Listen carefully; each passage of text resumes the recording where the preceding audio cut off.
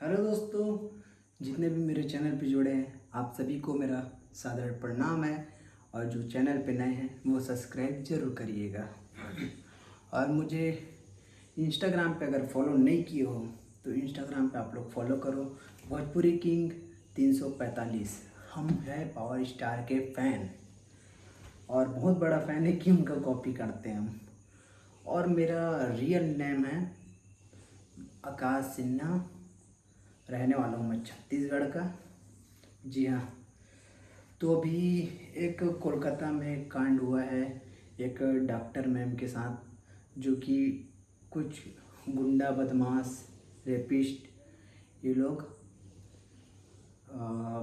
क्या बोलें, इसके लिए मेरा कोई शब्द नहीं आ रहा है।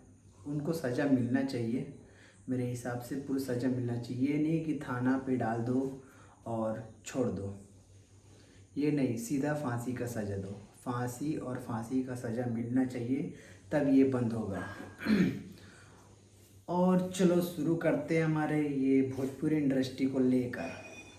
फिर से नया नया विवाद चालू हो ही रहा है।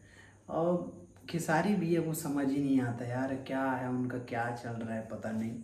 खाली टारगेट पवन सिंह, खाली टारगेट पवन सिंह। अरे महाराज सुधर जाओ यार, अब काम में ध्यान दो। मैं एक चीज़ देखा हूँ भोजपुरी इंडस्ट्री में, मन लगा के काम कौन कौन कर रहा है। नीलकमल सिंह जी, अरविंद भैया और रितेश पांडे जी और पवन सिंह जी, इन लोग कोई कोई मतलब नहीं होता ये विवाद वगैरह ये करके। नीलकमल को देखो, विवाद में नहीं है फिर भी ट्रेंड कर रहे हो, वो बढ़िया सुपरस्टार है वो भी।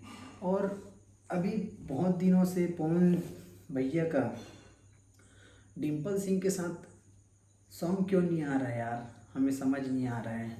आप लोग को क्या लगता है, ये आप लोग कमेंट करके ज़रूर बताइएगा कि क्यों सॉन्ग नहीं आ रहा है पवन भैया और डिम्पल सिंह का। तो आप लोग को पता होगा तो प्लीज़ कमेंट में ज़रूर बताइएगा। और वीडियो अच्छा लगे तो लाइक कमेंट शेयर सब्सक्राइब जरूर करिएगा। जय श्री राम।